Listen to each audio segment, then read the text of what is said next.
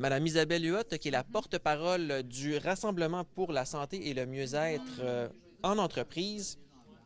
Le Rassemblement qui vient de publier un sondage sur la satisfaction, dans le fond, des employés par rapport à leurs conditions de travail dans les PME. Quelle est la conclusion globale du sondage? Bien, c'est drôle parce qu'on a questionné, on voulait absolument questionner les employés des PME parce qu'on sait que les grandes entreprises ont souvent un département de santé mieux-être. C'est pas le cas des PME qui sont plus petites, donc 200 employés et moins. Et en gros, ce que les gens disent, puis des statistiques qui nous ont vraiment marqué, c'est que 49 des répondants seraient prêts à changer d'employeur pour un emploi où on met la santé, le mieux-être de l'avant.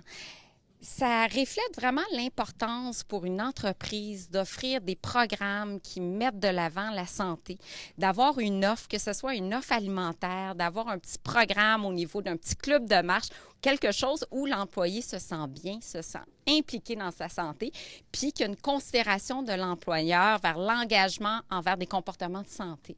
Et ce que ça nous dit, ce sondage-là aussi, c'est que 47 des répondants se disent stressés en milieu de travail. Donc, les employés ont énormément de stress, puis il n'y a pas toujours des stratégies qui sont mises en place pour aider à être moins stressés, là. Est-ce que vous pouvez nous donner quelques exemples de stratégies qui pourraient être mises de l'avant en milieu de travail, justement pour faire diminuer le stress là, au niveau des employés? Bien, on sait que l'activité physique, c'est une stratégie anti-stress extraordinaire. Donc, juste de sortir marcher 15 minutes, ça peut faire toute la différence, évacuer les idées, prendre de l'air, un petit peu de vitamine D, ça fait toujours du bien. Il y a des cours, il y a de plus en plus de gens qui offrent des cours de yoga dans les entreprises. On n'a pas besoin d'être une grande entreprise pour offrir des petits cours une fois par semaine. Ça ne coûte pas très cher non plus. On sait que c'est une préoccupation des PME, l'argent à investir dans un programme de santé mieux-être. On n'a pas toujours le département pour ça.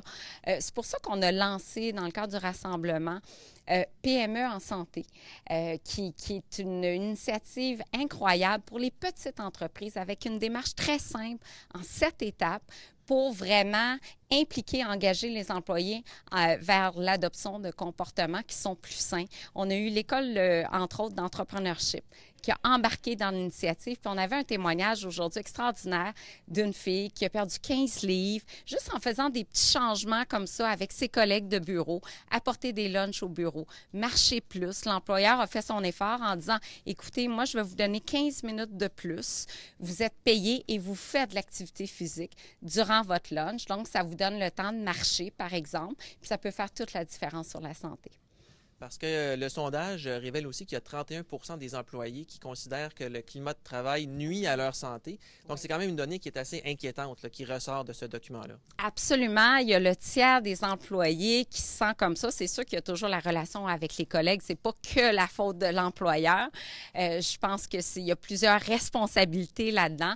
Mais c'est des données quand même inquiétantes qui dit, en tant qu'employeur, bien, regarde, je vais faire en sorte que mes employés se sentent bien parce que maintenant, et ça s'est reflété surtout chez les jeunes parce qu'on regarde les différentes strates d'âge, puis on voit que les jeunes, un petit peu moins scolarisés, les gens de Montréal avaient davantage de stress et de préoccupation par rapport à leur emploi, puis leur milieu de vie aussi.